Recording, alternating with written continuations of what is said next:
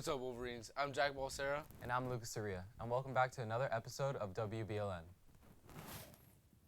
Belen celebrated the annual Tombola, not only the biggest fundraiser for the school, but the biggest community builder the school has. From 6th graders to abuelos were on campus to celebrate this wonderful tradition, with rides and plenty of food to entertain the weekend as a huge success. This year, Tombola raised $1.3 million, more than 13% of what we raised last year. Thank you to Mrs. Gigi Garcia Chang, who put this wonderful event together, and congratulations to the whole Belen community. This month, we celebrate Black History.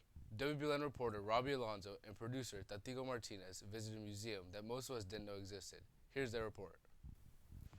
Miami has a rich African American history.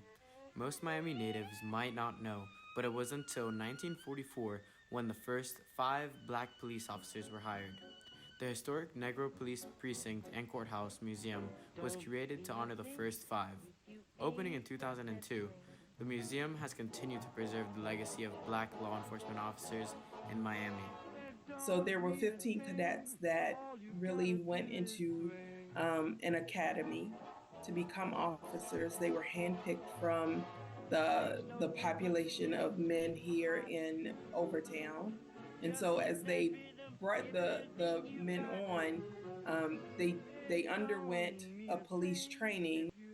I think the 5 things at the museum that I love seeing that gives me a relation to why this building is important. It is truly a building where an individual would come in. They would go to the booking desk like you see on TV. You know, every cop show has a booking desk. Then they have the jail cells, and then the courthouse.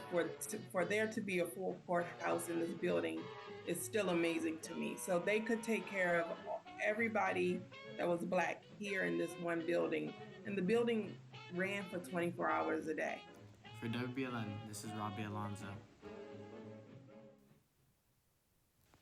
A Miami U.S. has a Supreme rich Court African hearing American scheduled history. for today, Thursday, will be the first of its kind, a hearing to see if former President and current Republican presidential candidate Donald Trump should be kept off the ballot because of his role in the January 6, 2021 insurrection.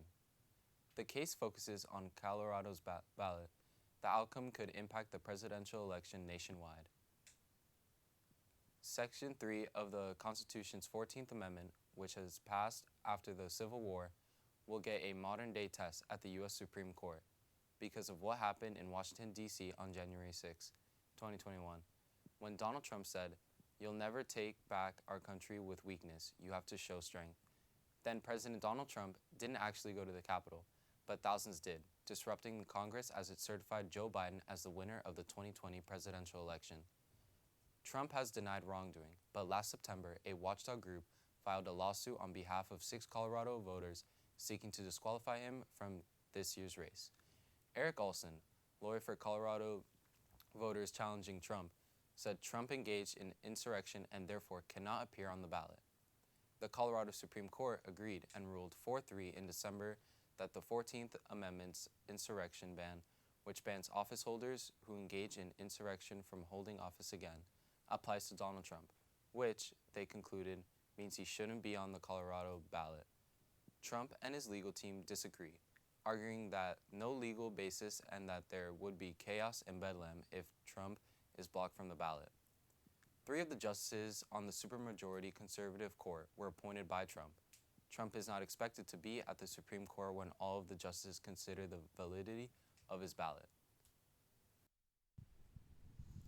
A U.S. military strike has killed Khatib Hezbollah, commander in Iraq on Wednesday night, who is responsible for attacks on U.S. forces in the region, according to U.S. Central Command.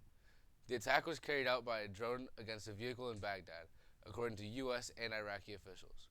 14 people, including 5 children, were killed in the attack. U.S. Iraqi police said that there was at least 1 other person inside the vehicle who has not been identified. We will not hesitate to hold responsible all those who threaten our forces' safety, Central Command said. The identity of the commander has not yet been released. Local police officials in Baghdad said on Wednesday that the strike hit a SUV in al-Mashtal, which is a predominantly Shia neighborhood in eastern Baghdad. The strike came as the U.S. has been planning attacks in retaliation against Iran-backed militants who launched a drone at the U.S. outpost in Jordan last month that killed 3 American soldiers. The U.S. has blamed the attack on an umbrella group of Iran-backed militias called the Islamic Resistance in Iraq.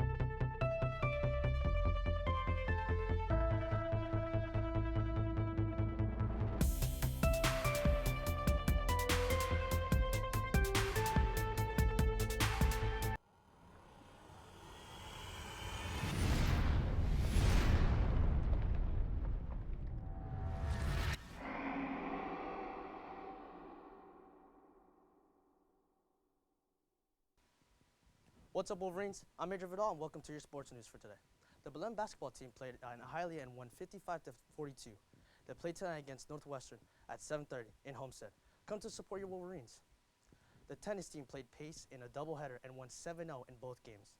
Congratulations to the 3 students who signed their national letters of intent to play football. Kamani Alexander will head to Appalachian State. Donaldson Felix will be heading to John Carroll University, and Javier Biro will be playing at Southern Methodist University. New Jersey will host the 2026 FIFA World Cup at MetLife Stadium. The Global Soccer governing body says that the tournament will consist of 104 matches across the U.S., Canada, Mexico. It will also feature 48 national teams instead of the previous 32. Canada, Mexico, and the U.S. are automatically placed into the tournament.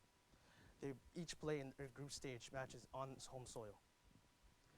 The quarterfinals will be held in Boston, Los Angeles, Miami, Kansas City, and Missouri. And the semifinals will be held in Dallas and in Atlanta. Your Miami Heat won 116-104. That's all your sports for today. And now back. Thanks, Adrian. That's all your news for today. Remember to stay safe And stay golden, Wolverines.